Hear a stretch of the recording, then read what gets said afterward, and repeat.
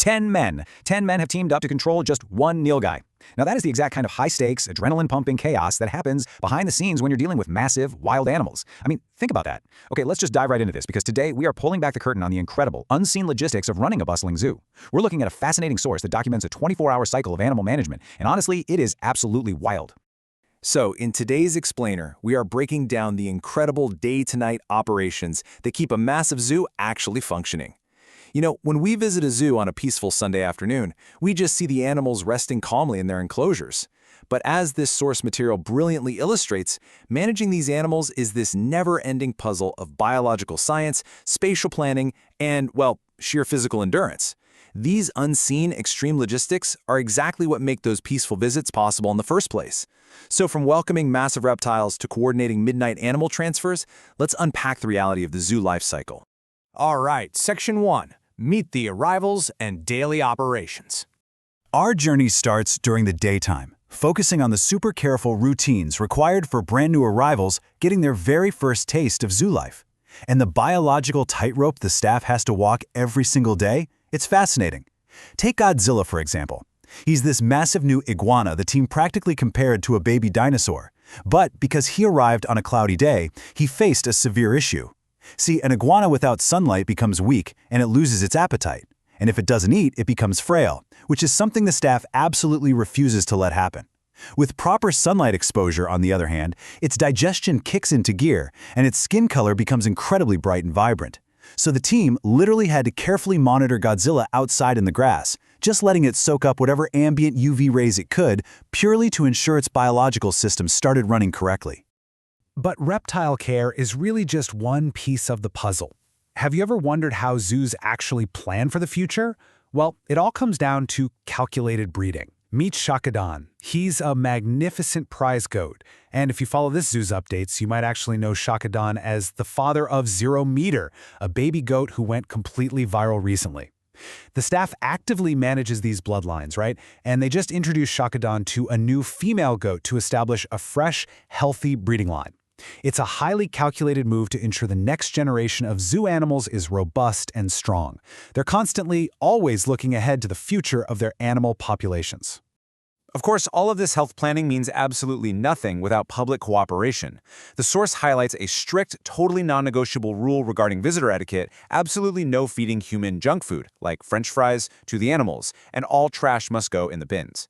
Now, it sounds simple, right? But preserving the specific diets of these animals and even the natural ecosystem of wild pigeons and sparrows that thrive on the zoo grounds, well, it depends entirely on visitors actually playing by the rules.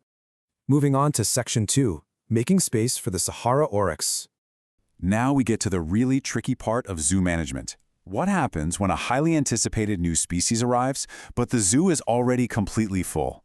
It turns into a giant game of logistical chess. Enter the Sahara Oryx. This is a species the zoo has been trying to acquire for a very long time.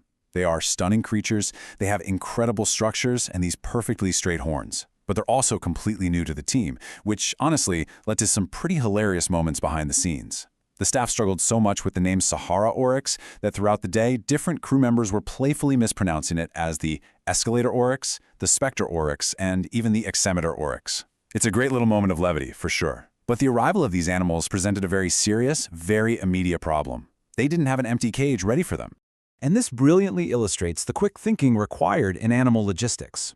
Because the zoo is at maximum capacity, with lions literally roaring in the background during the planning phase, the team had to invent space. Step 1, they abruptly moved their resident llamas out into an open ground area just to empty their cage. Step 2, they prepped this newly emptied space with fresh grass as a temporary housing solution. And step 3, and guys, this is absolutely crucial, they had to unload the oryx quietly.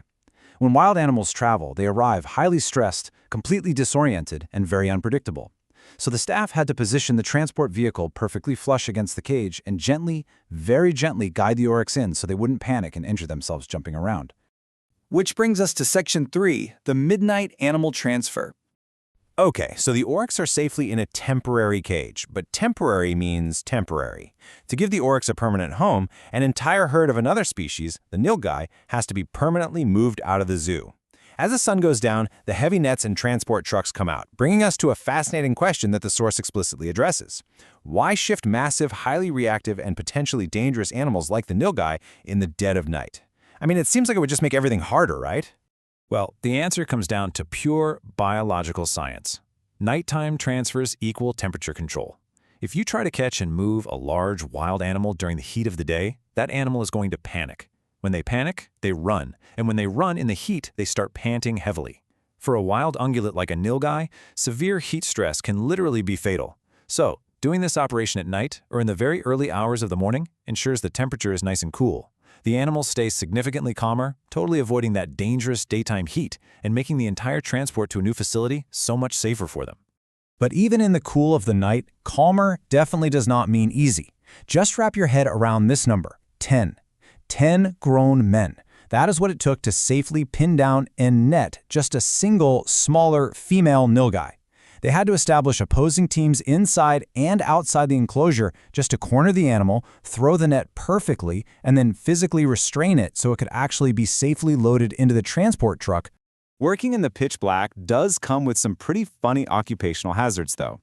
While the Nilgai transfer was happening, the zoo's doctor also had to do a routine medical track on a lion that had a wound. Now, because they couldn't use bright lights, which would, stress out all the other animals in the zoo, the doctor had to spray medicine into the lion's cage in the dark. The source actually highlights this hilarious moment where they ended up spraying the medicine a full foot above where the lion's actual wound was.